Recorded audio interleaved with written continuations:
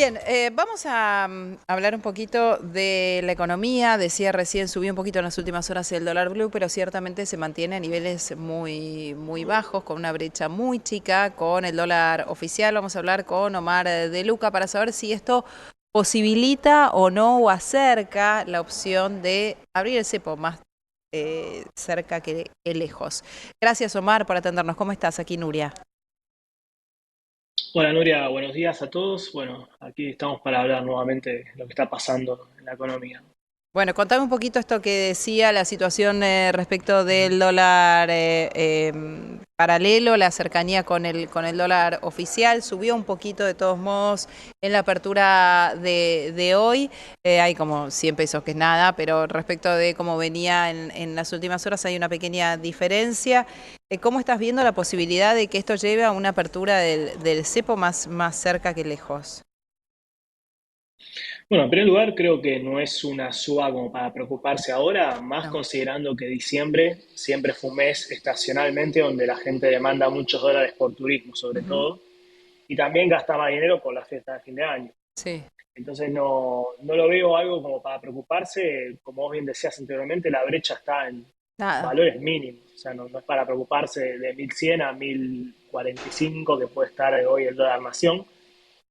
Sí es importante remarcar que el plan del presidente sigue en marcha. O sea, el Ujú. levantamiento del cepo es muy probable que se dé en el primer trimestre del año que viene, con lo cual el gobierno ahora está focalizando mucho en ese nuevo préstamo o nuevo acuerdo con el Fondo Monetario, que se menciona que podrían ser entre 25.000 y 30.000 millones de dólares. Ujú. ¿Para qué? Para robustecer las reservas y que el gobierno tenga la espalda suficiente para darse vuelta al día siguiente, levantar la persiana, o sea, levantar el cepo y pueda abastecer la demanda del público que va a empezar a demandar dólares sin límite.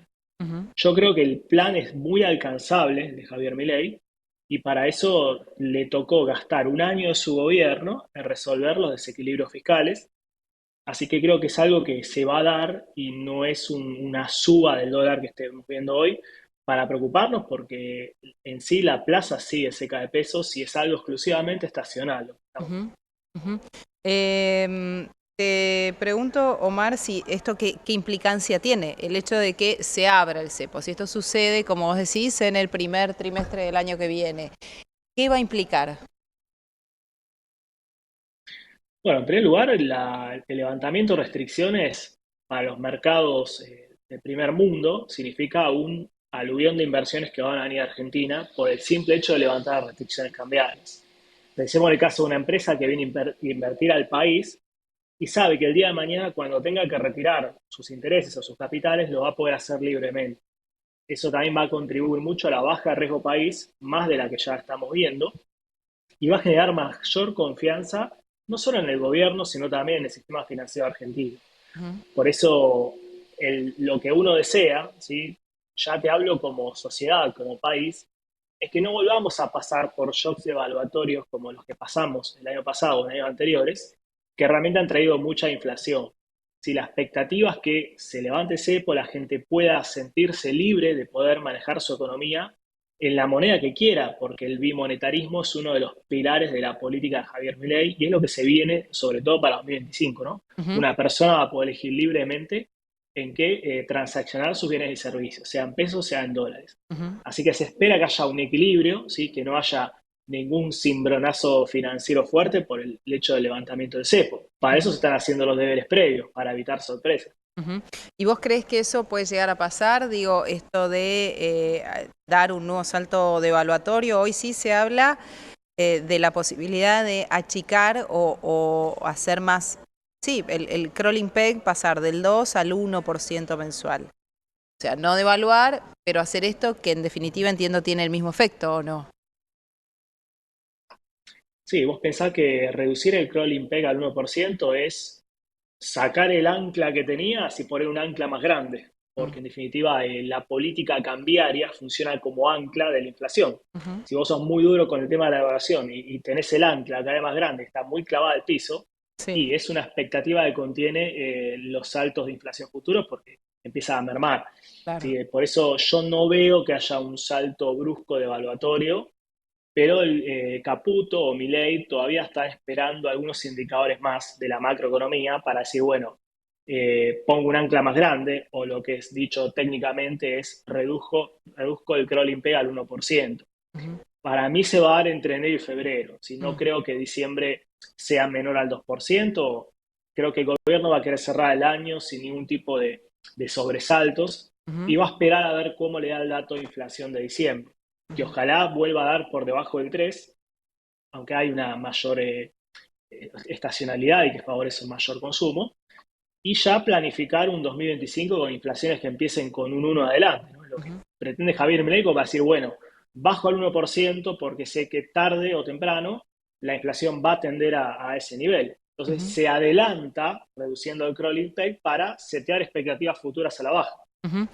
Y que eso, digamos, que la expectativa a la baja termine confluyendo en una baja real. Exacto, fue lo que hizo a principio de su gobierno. Milei dijo, bueno, voy a fijar el ritmo de devaluación oficial al 2%, cuando la inflación viajaba a muchísima más velocidad. Mm, Entonces con eso puso un ancla y redujo expectativas devaluatorias a futuro. Si vos controlas esas expectativas evaluatorias, lo que está haciendo también es por inercia hacer que la inflación baje. ujú, Ahora, si del 2 te mueves al 1, o sea, es una reducción del 50%, de 2 a 1. Las expectativas de que la inflación se dispare cuando era el cepo son nulas. O sea, va a ujú. seguir bajando y si Dios quiere vamos a poder tener un 2025 con una inflación que podría proyectarse en un 15%, en un 20%, pero no más de eso.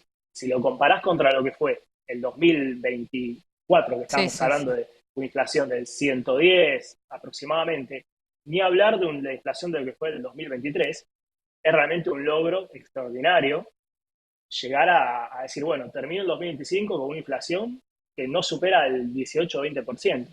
Sí, sí, sí, sí, sí. Sí, claro que, digo, los argentinos no tenemos ni siquiera el recuerdo emocional de eso, ¿no? Es como que Sí, lo que sucedió en 2023 y principios de 2024 nos llevó puesta esa sensación de estabilidad que total. en la Argentina se valora tanto, ¿no? En cualquier país, pero digo, en la Argentina creo que todavía es más importante el valor de la estabilidad por sobre el del crecimiento.